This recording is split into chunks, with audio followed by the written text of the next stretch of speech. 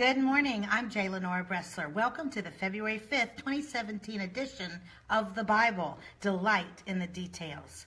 We are in a several session series talking about how biblical archaeology can help us when we're studying biblical passages. And today I want to talk about some more of those wonderful archaeological finds which have confirmed major parts of the Bible. Now, you probably have heard, you maybe have even studied at some point in your past, one of the greatest discoveries ever made in biblical archaeology or any other kind of archaeology, and that was the discovery in 1947, I believe it was, of the Dead Sea Scrolls. You may remember the story. A shepherd was going through the wilderness, and he was looking for a sheep who had run into one of the caves out there, and he threw a rock into the cave to try to startle the sheep so it would come out, and he heard something break. He went and investigated and found hundreds and hundreds of pots which had the fragments, many of them in pieces, small pieces, but found the parchments of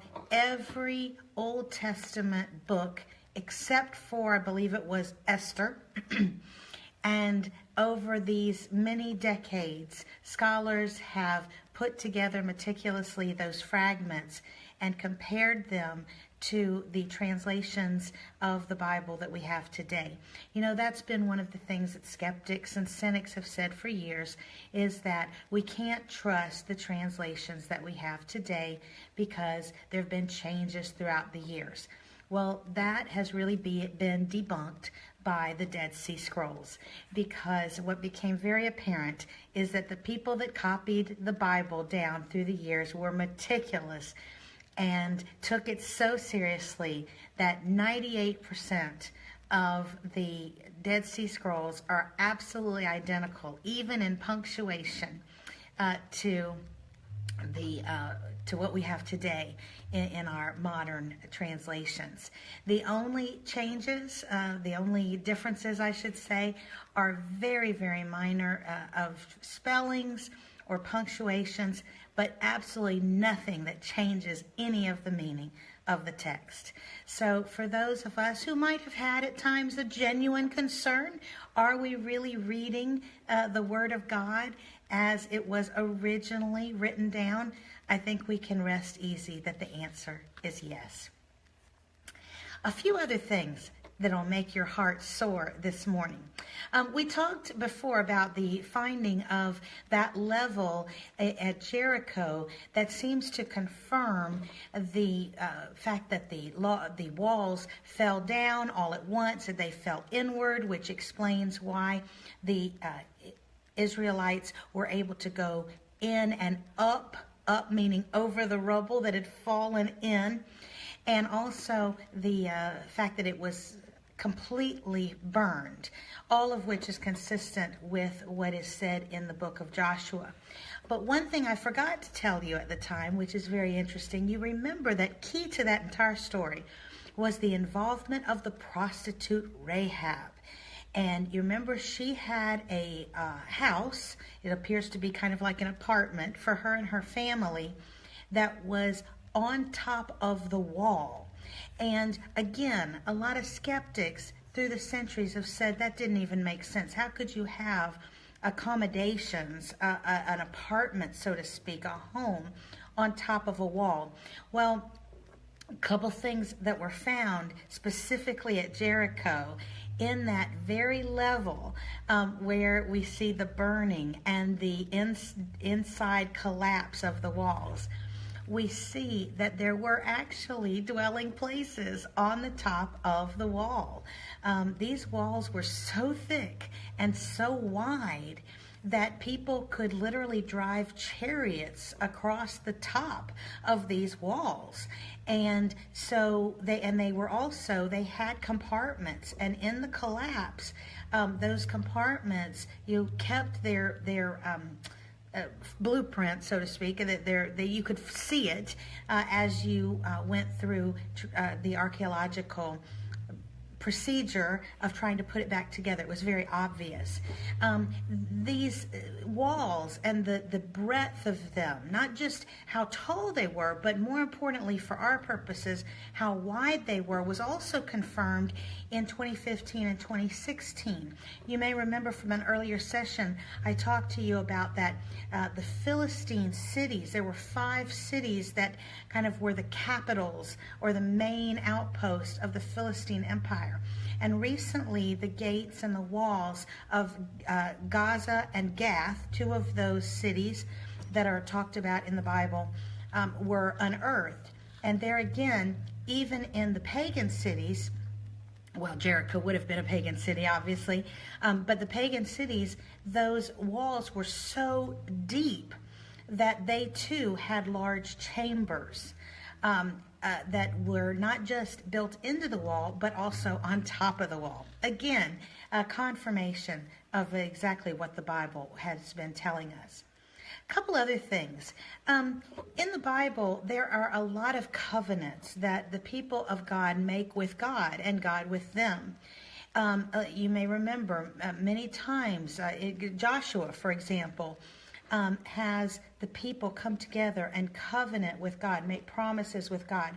One of the things that's very fascinating is if you look at the way those covenants, those promises are structured, they are in the identical form and structure of treaties that were done at the time.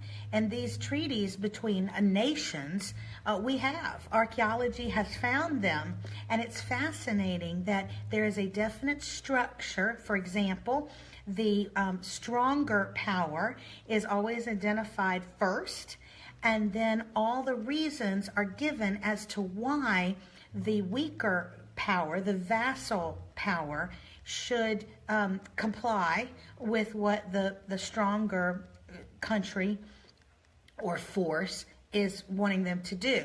There's a recitation. Oftentimes, obviously, it's about war, they won the war kind of thing. But when you look at the covenants made between God and his people, of course, the recitation is all the wonderful things that God has done for the people, which shows them that they can trust him and that therefore they should be willing to obey his commandments. But again, biblical archaeology, because it has unearthed these other contemporaneous type treaties, shows why the covenants were written in the way they were in the Bible. A couple other things. Jacob's well. You may remember the famous story where Christ meets the Samaritan woman. She is out in the middle of the day drawing water, and she is drawing from a well that Jacob, one of the patriarchs, had established many hundreds, thousands of years before. And this is where Christ famously talks about, if you knew the kind of water that I could give you, and he talks about being the living water, that he is the living water. There's so much that we could talk about for that story, but let's just focus on this. Archaeology has actually found many of the wells that Jacob, it is said, Jacob and his men, his household, established throughout that region, including one which has traditionally throughout history been called Jacob's Well, in a location that is very much appropriate and probably is almost definitely the well where Jesus had that discussion with the Samaritan woman. You may have heard of Hezekiah's tunnel. When back in the day of King David, the way that they were able to get into the, at that time, pagan city of Jerusalem to take it over, is that there was there were springs that was the watering source for the city, and there was an underground kind of natural way that had been expanded slightly by those people so that they could get water under the walls into the city. And we are told that that is how David and his mighty warriors, his SEALs, Navy SEALs, if you will, how they originally got into the city. Later, King Hezekiah, expanded that to be a very large tunnel system.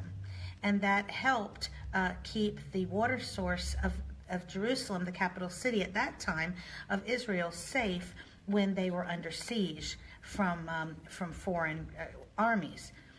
To this day, you can go and walk through Hezekiah's tunnel. It's all there, and so you can walk exactly where not only Hezekiah's men made the tunnel, but also years before King David's men had walked as well.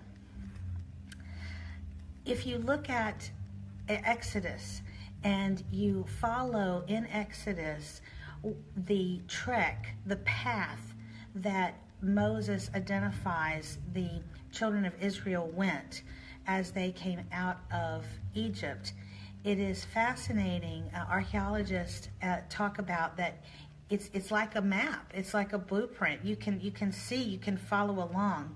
And it's very easy to identify most of the major locations where things happen. Where there's bitter water, where there's springs, where this happened, that happened, oasis. That it is a very, very easy way of actually tracing the trek of the Israelites. We'll be back tomorrow with a few last-minute things that we want to say about biblical archaeology. In the meantime, please join me tomorrow on The Bible, Delight in the Details. Make it a great day. Bye now.